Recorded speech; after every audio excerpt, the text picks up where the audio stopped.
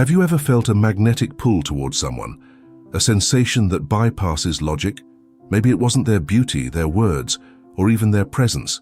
It was something deeper, something you couldn't name, but couldn't forget either. Now reverse the lens. What if you are that woman for someone else? Not because you tried to be, but because something about the way you live, feel, or protect your space touched a part of them they didn't know existed. There are women who don't fit the traditional mold of desirable, and yet they leave an imprint that lingers, not because they're trying to please, but because they're living in alignment with something real. These women don't chase affection. They embody something that awakens it. Men don't always know how to talk about this kind of attraction. In fact, most of the time they don't. They'll say she's different, fascinating, or that they just can't stop thinking about her. But the truth lies in patterns deeper than words. Patterns shaped by reinforcement, attention, and the emotional histories that live beneath our awareness. What makes a man secretly fall, not into obsession, but into silent reverence? That's the question we're unpacking today. This isn't about seduction tactics or external validation. It's about the internal behaviors that trigger deep, often unspoken attraction, the kind that sticks. The kind that reconditions a man's expectations simply because she exists the way she does. And as B.F. Skinner taught us, behavior is not random. It's shaped by consequences, attention, and the environments we create or endure. Love, or the longing for it, is no different. It follows patterns, and if we observe carefully, those patterns reveal who truly holds emotional power. By the end of this conversation, you won't just understand the 5 types of women men secretly fall for. You'll begin to see the invisible forces at play, and perhaps recognize yourself in ways you hadn't before. Shall we begin with the first type? 1. The independent thinker. What if the deepest attraction isn't born from beauty, charm, or youth, but from the quiet defiance of a woman who doesn't need to be chosen to feel complete? There's a kind of woman who carries herself with the ease of someone who doesn't chase, not because she's cold, but because her inner world is full. She thinks for herself. She questions assumptions. She knows what silence teaches, and men, even the ones who don't understand why, feel the gravity of her presence. This is the independent thinker. She isn't detached, but she isn't performative either. She knows how to listen, but not at the expense of her own voice. She can love, but she doesn't lose herself in the name of it. And while society may have trained many women to make themselves smaller in the name of connection, she has untrained herself, consciously or not, from that script. Men often find her disarming, even if they can't admit it, not because she flatters them, but because she challenges them, softly but unmistakably. She holds an opinion without apologizing. She makes choices without asking for permission, and perhaps most powerfully, she lives without waiting to be rescued. In behavioral terms, this is autonomy, a behavior pattern rooted in self-directed reinforcement. B.F. Skinner would say that behavior increases when it is followed by reinforcement. But for the independent thinker, the reinforcer is not male approval. It's the deep internal satisfaction of living in accordance with her own values. She has shaped her life around consequences she defines, not ones imposed by childhood conditioning, gender roles, or fear of abandonment. And that's where her attraction lies. Not in what she offers, but in what she withholds. She withholds dependency. She withholds over-explaining. She withholds the constant checking for emotional cues in others. That absence creates space. And in that space, the man who's used to being needed suddenly finds himself wanting, not out of ego, but out of curiosity. Who is she when she's not trying to please me? You see, many men, particularly those conditioned by traditional gender roles, are subtly reinforced by being the emotional center of a woman's world.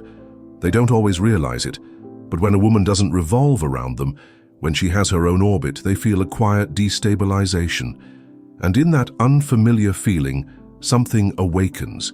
It's not always comfortable, but it's often unforgettable. Let's be honest, some men are repelled by this. They will call her too much, too complicated, unavailable. But the ones who are evolving, the ones who are breaking their own patterns, will feel something else entirely.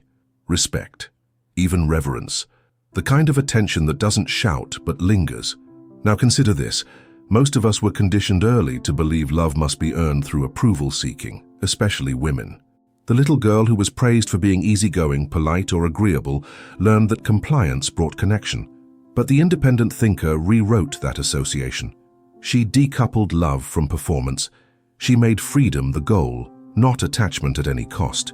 Imagine a woman named Elena, divorced in her early 40s, after years of shrinking herself in a marriage that rewarded silence more than honesty. At first, she grieved, not just the man, but the version of herself she gave up. But then something shifted. She started making choices without needing consensus. She traveled alone. She read philosophy. She declined invitations that didn't resonate. Her weekends became quiet sanctuaries of thought and creativity. When she met someone new, she didn't contort herself to be likable. She spoke plainly. She asked hard questions. She walked away when words didn't match actions. And yet, or perhaps because of this, he couldn't stop thinking about her. Not because she gave him everything, but because she didn't. Her independence wasn't a wall. It was an invitation. Come to me as a whole person, or don't come at all. Skinner might frame her transformation like this. Elena reshaped her reinforcement history. Where attention and affection once controlled her behavior, now integrity and self-respect did. Her new behavior, autonomy, was maintained by internal consequences, clarity, peace, and alignment, not external validation. So why does this matter? Because many women still confuse independence with isolation. They fear that being self-sufficient will push others away. But in truth, it's not independence that distances people. It's inauthenticity. When a woman becomes fully herself, some will walk away. But those who remain, they see her. They don't fall for her because she needs them. They fall because she doesn't. Here's where the trap lies. Some men are magnetized by this independence until it challenges their control. The same autonomy that draws them in may later become a threat if they are still unconsciously seeking dominance. And that's where many women get confused. They think they were too much, but in truth they were simply not willing to perform submission, and that for some is unbearable. So let me ask you, do you mistake your self-sufficiency for emotional unavailability? Do you worry that your strength makes you unlovable? What if it's the very thing that makes you unforgettable? A simple practice. Tonight, write down 3 decisions you made this week that were purely for you. Not to please, not to keep the peace, but to stay true to yourself. These are your behavioral reinforcers. Celebrate them. Let them grow. Because the woman who thinks for herself is not too much. She's the mirror in which others must finally see themselves, without illusion. And that kind of woman, she doesn't just attract love. She demands its evolution. 2. The nurturing empath. What if your capacity to feel deeply isn't a weakness to overcome, but a strength the world has forgotten how to honor? There is a kind of woman whose emotional presence stays in a room long after she leaves. Not because she demands attention, but because she offers something far rarer, safety. With her you feel seen, not judged. She doesn't compete for space, and she creates it. And in a world that teaches us to armor up, her softness becomes radical. This is the nurturing empath. She is the emotional alchemist. She feels what others cannot say. She senses tone before words. She notices when someone's silence is actually a scream. And while many mistake her depth for fragility, she knows, quietly and absolutely, that empathy is not the absence of strength, it's the source of it. Men often find themselves pulled toward her, though they may not know why. Her presence is soothing, her listening is generous, her responses are attuned, and in her company they feel, perhaps for the first time, that they don't need to perform, that their emotional defenses can exhale. And yet this very gift often becomes her burden, because a woman like this has likely been conditioned, since childhood, to be the emotional caretaker. She was the one who noticed when others were upset, even if no one said a word. She was the one who held space for her mother's sadness, her father's silence, her siblings' chaos. And in that early environment, her sensitivity was shaped not just as a personality trait, but as a survival strategy. In behavioral terms, she was trained. Her empathic behaviors were reinforced through praise, through reduced conflict, through the relief she gave to others. And over time, she learned, if I tune into everyone else's needs, I'll stay safe, I'll be valued, I'll be loved. This is where empathy becomes entanglement. B.F. Skinner might describe her behavior as operant, reinforced by the consequences it produces. And for the nurturing empath, those consequences often came in the form of emotional peacekeeping. But here's the critical insight. Behaviors that were once protective can become self-sabotaging when the environment changes. As an adult, she may attract men who are drawn to her care but not capable of reciprocating it. Her nurturing becomes a lure for the emotionally unavailable. Why?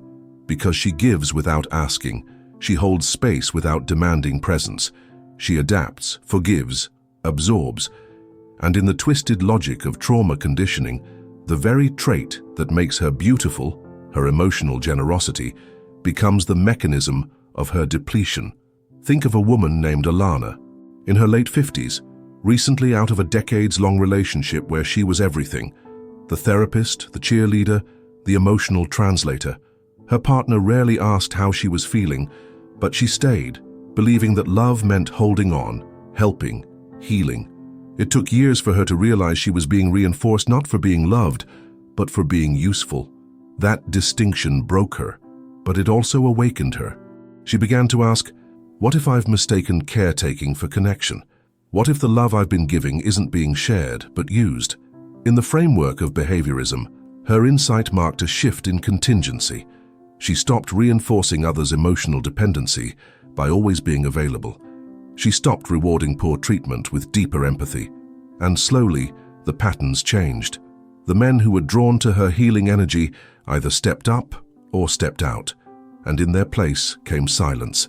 Not loneliness, but peace. Let's be clear, nurturing is not the problem. The problem is the absence of boundaries around that nurturing. The nurturing empath becomes magnetic, not when she gives endlessly, but when she gives intentionally, when she chooses who receives her care, when she stops offering it to anyone who hasn't earned her presence. That's when her empathy becomes a force, not a drain. There's a principle in behavioral science called positive reinforcement scheduling. It describes how behaviors are strengthened when rewards are given in a consistent, meaningful way. This applies not just to romantic dynamics, but to the way we treat ourselves. The nurturing empath must learn to reinforce her own well-being, to create schedules of rest, solitude, and self-respect, not just responsiveness to others. Skinner might ask, what behaviors are being reinforced by your empathy? Are you rewarding neglect with affection? Are you feeding inconsistency with presence? These are not judgmental questions. They are liberating ones. Because here's the truth. Men don't fall in love with a woman just because she understands them. They fall in love when she understands herself enough to choose wisely who deserves that depth. So let me ask you now, not with blame but with care, are you still measuring your worth by how much you give? Are you waiting for someone to appreciate your empathy when you've never paused to ask whether it's being respected? A symbolic practice. Tonight, before bed, light a candle in a quiet room. Sit in silence for 5 minutes and ask yourself, where has my empathy cost me myself?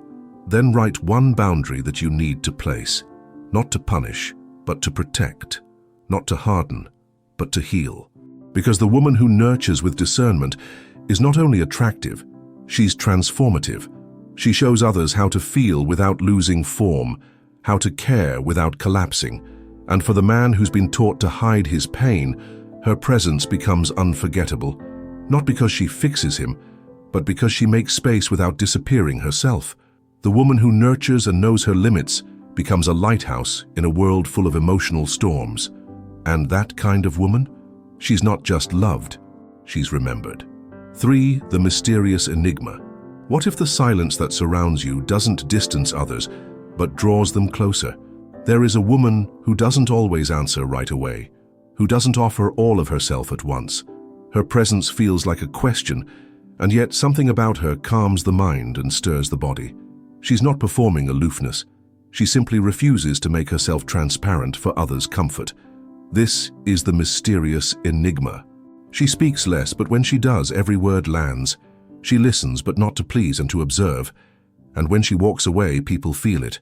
Not because she made herself indispensable, but because her energy was never fully claimed. She didn't give you everything, and that made you want to know what was still hidden. Many men fall for her. Slowly, Then all at once, they replay conversations in their minds. They wonder what she meant. They analyze her pauses. Not because she's manipulative or cryptic, but because her emotional rhythm doesn't follow predictable scripts. She makes no promises. She offers no guarantees. She leaves space. And space, when paired with depth, becomes power. In behavioral science, there's a phenomenon Skinner studied called variable reinforcement. It refers to a pattern in which rewards are delivered unpredictably, not every time a behavior occurs, but just enough to keep the subject engaged. It's the mechanism behind gambling addictions, slot machines, and yes, many romantic obsessions. Here's the twist. The mysterious enigma doesn't create this pattern intentionally, but her behavior naturally evokes it, because she doesn't over-explain. She doesn't rush to fix discomfort. She doesn't reward insecurity with immediate validation. This unpredictability, when grounded in authenticity rather than games, activates a psychological loop, one that says, try harder, stay longer. Figure her out, and so the chase begins. But unlike the manipulative kind of playing hard to get, her mystery isn't a mask, it's a boundary. She has walked through pain, silence, and disappointment. She has rebuilt herself behind closed doors. She has learned that not everyone deserves access to her inner world, and she protects it accordingly. Some men will say she's cold, that she doesn't open up, that she keeps too much to herself. But these are the same men who've only ever known how to love women, who bleed themselves dry to be understood. Let's be precise. Mystery is not withholding love. It's refusing to perform emotional availability just to feel safe. Consider a woman named Inez, widowed in her early 60s, after decades of marriage marked by quiet emotional neglect. Her husband wasn't unkind, just unreachable. For years, she filled the silence with giving, oversharing, hoping it would build closeness. It didn't. After his death, Inez stopped filling space. She spent her evenings reading. She joined a poetry group. She learned to enjoy solitude without explaining herself to anyone. And when someone new expressed interest, she didn't make herself more digestible. She listened, she was kind, but she never performed intimacy. And still, he leaned in. He wanted more. Not because she played a game, but because she wasn't playing at all. Her mystery was the residue of self-respect. And this, Skinner would say, changes the contingency entirely. When a woman no longer reinforces others by making herself constantly available, the dynamics shift. Suddenly, attention must be earned. Presence becomes a reward, not a default. The mystery, then, is not a tactic. It's a filter. But let's not romanticize everything. The mysterious enigma walks a fine line between empowered solitude and unhealed distance. If she's not conscious, her silence can become a defense. Her boundaries can harden into walls. Her mystery can become isolation masquerading as strength. The real transformation happens when she learns to own her depth and let others in slowly, not out of fear, but choice.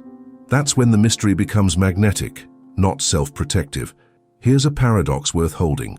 The less a woman reveals in order to be accepted, the more a man is drawn to earn her truth. Because we live in a culture of overexposure, instant messaging, emotional vomiting disguised as vulnerability. When a woman pauses before she speaks, when she offers depth instead of details, when she lets curiosity breathe, she breaks the rhythm of consumption. She becomes an experience rather than an acquisition, and that is unforgettable. But what if you've been told all your life that openness equals love, that transparency is trust, that to connect you must disclose?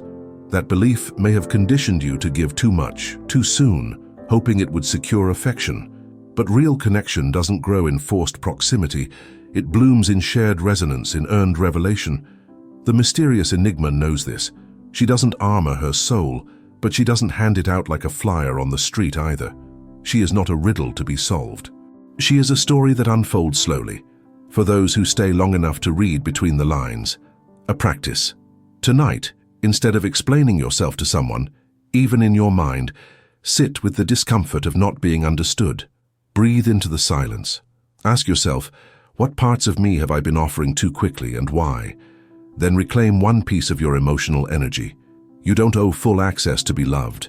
You only owe truth, and the time it takes to share it with discernment. Because the woman who holds herself with quiet mystery doesn't chase connection. She creates space for the kind of love that's earned, not extracted. Men may not always know why they remember her, but they do. 4. The passionate creator. What if the thing that makes a woman magnetic has nothing to do with how she loves someone else, and everything to do with how she comes alive on her own? There is a kind of woman who doesn't just wake up to meet the world. She wakes up to create it. She paints, she writes, she builds, she plants, she dances, she dreams. She's not waiting to be chosen, she's already in motion. Her life isn't a placeholder for a relationship. It's an unfolding expression of everything that stirs her soul. This is the passionate creator. She doesn't live for admiration. She lives for the feeling of being in it, in flow, in meaning, in the rhythm of something that pulls her forward. She has projects, rituals, ideas. She lights up when she talks about what she loves, not because she wants to impress you, but because she's ignited from within. And that inner fire, that's what men can't forget. Because we've been taught to think of attraction in terms of roles: caretaker, seductress, confidant. But passion, raw and unfiltered, transcends all categories. When a woman is animated by something beyond the relationship, she becomes more than a partner. She becomes a source of energy, a force. But this isn't about being constantly productive or busy. That's just burnout wearing lipstick. The passionate creator doesn't live on external deadlines. Her motivation is intrinsic, a behavioral pattern that Skinner would identify as self-reinforcing. The behavior of creating is the reinforcer. She paints not for praise but for peace. She sings not to be seen, but to feel whole. The act itself is the reward, and that's what makes her powerful. She's not waiting for a man to make her feel alive. She's already alive. He doesn't complete her story. He might join it, but only if he respects the plot she's already writing. In many cases, this woman came to her passion through pain. She wasn't always lit up. Perhaps she gave too much in her youth. Perhaps she played the caretaker, the people-pleaser, the woman who lost herself inside someone else's dream. And then one day, often after heartbreak or loss, she heard something whisper, "Create. Not to be loved, but to remember who you are." That moment changed everything. Let's imagine her, Marisol, a woman in her early 70s, widowed, twice, no children. She spent most of her life supporting others, her parents, her husbands, her community. For years, her needs were silent, her desires postponed. Then one spring, newly alone, she dug her fingers into the earth and started a garden. Not a cute one, a wild, messy, blooming world of color and scent and life. Every morning she tended it, every afternoon she painted what she saw, and without meaning to, she became magnetic. People passed by her house just to see the flowers. A man from her neighborhood brought her a rare seed. He stayed longer each time, not because she needed him, but because he wanted to be near the life she had created. He was drawn not to her loneliness, but to her aliveness. Skinner would say, her behaviors, gardening, painting, exploring, were not reinforced by male attention. They were self-sustaining, and that autonomy of reinforcement created something rare. A woman who doesn't need external approval to feel whole. That, in turn, shifts the reinforcement history of anyone who enters her orbit. They're not being rewarded for rescuing her. They're being invited into a world where creation is already happening. Here lies the subtle but profound difference. Many women are taught to shape themselves around a man's life. The passionate creator builds her life first. Then, if someone wants to join, they have to match her energy, not drain it. And yet, this woman also struggles. She often faces guilt for choosing her passion. She may have internalized beliefs that say joy must be earned through sacrifice, or that creating something for herself is selfish. These are the voices of old conditioning, parents who told her to be practical, partners who made her feel her dreams were childish, societies that taught her to prioritize others above all else. But every time she chooses to write the poem, to dance in the living room, to start the business or learn the instrument, she's unlearning that conditioning. She's reinforcing a new association. My joy is not negotiable. My expression is not optional. And men, even if they don't fully understand it, feel it. They sense that being with her won't grant them control, but it might grant them expansion. They won't be the center of her world, but they might find themselves growing within it. And for the ones ready for real partnership, that is everything. Now ask yourself, have you buried your creative fire beneath duty? Have you silenced your joy because it felt unimportant? Have you dimmed your curiosity to make someone else feel safe? Then ask the question Skinner would ask. What behavior are you reinforcing in yourself, and why? Because passion isn't a personality trait. It's a behavior, a pattern, one that can be reignited at any age. You don't have to write a novel or start a company. You only have to return to the thing that makes you forget time. That reminds you of who you were before the world told you who to be. A simple practice. Pick one activity that lights you up, even if you haven't touched it in years. Schedule 30 minutes for it this week. Don't share it, don't post about it, just do it for you. Let the behavior reinforce itself, because the woman who creates isn't just attractive, she's alive, and the man who falls for her doesn't want to possess her. He wants to witness her, not as a conquest, but as a flame. 5. The playful companion. What if lightness isn't the absence of depth, but the sign that someone has survived it? There is a kind of woman whose laughter softens the air, who makes you forget time, who turns the mundane into something almost cinematic, not because she tries to entertain, but because she lives in the moment with such sincerity that joy becomes contagious. She doesn't need to be the center of attention. She simply brings presence, warmth, and an ease that makes others feel like they can finally breathe. This is the playful companion. Her playfulness is not immaturity. It's wisdom, the kind you can only earn after walking through heaviness and choosing not to let it calcify your spirit. She knows pain. She's been through loneliness, betrayal, grief. But somewhere along the way she made a decision. This will shape me, but it will not harden me. Men are drawn to her not because she offers escape, but because she offers relief. In her company, they don't have to posture. They don't have to pretend to be more stoic, more successful, more impressive than they are. With her, laughter is a bridge, not a performance. Affection is spontaneous, not transactional. Her presence speaks, let's just be here, now. Let's laugh, even when we're not sure why. Let's remember that life is more than coping. It's also celebration. And in a world that rewards seriousness, perfectionism, and emotional control, this kind of woman feels like freedom. In behaviorist terms, she brings positive reinforcement through emotional play. Skinner wrote about how behaviors that are immediately followed by pleasurable consequences are more likely to be repeated. The playful companion doesn't offer grand romantic gestures. She offers small, consistent moments of emotional reinforcement. A teasing glance, her spontaneous dance in the kitchen, a clever remark that breaks tension. These aren't distractions from intimacy, they are intimacy expressed in behavioral language. Because play isn't frivolous. It's how mammals bond. It's how trust is built. It's how nervous systems co-regulate. In her company, the nervous system relaxes. And when men feel safe, when they are no longer required to perform masculinity, a different kind of love becomes possible. But here's the nuance. This woman is often misunderstood.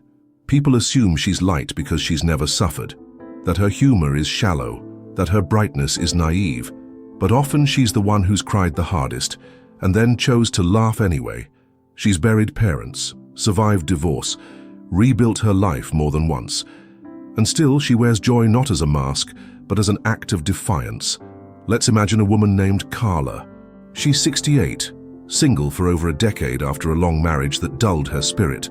Her ex-husband once told her she laughed too much in public, said it was embarrassing.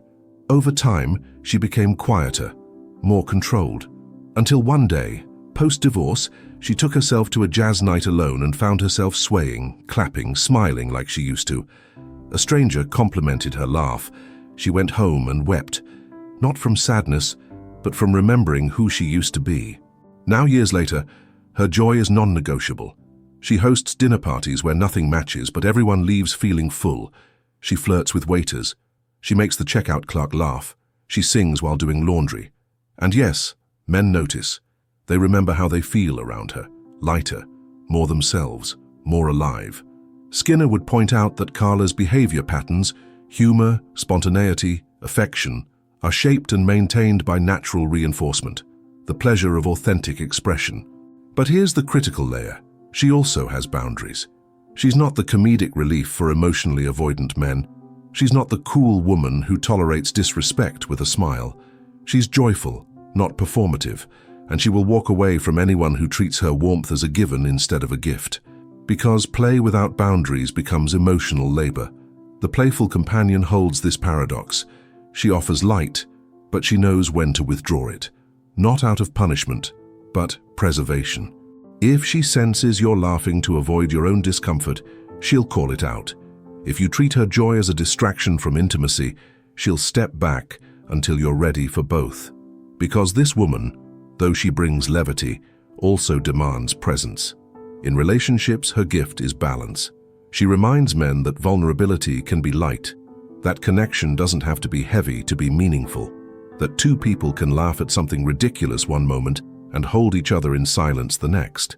She doesn't swing between extremes, she blends them. And this integration is deeply attractive, especially to men who have been taught that intimacy means pressure. With her, they experience intimacy as invitation, not obligation. And that changes everything. But let's pause here and turn inward. Have you forgotten how to play?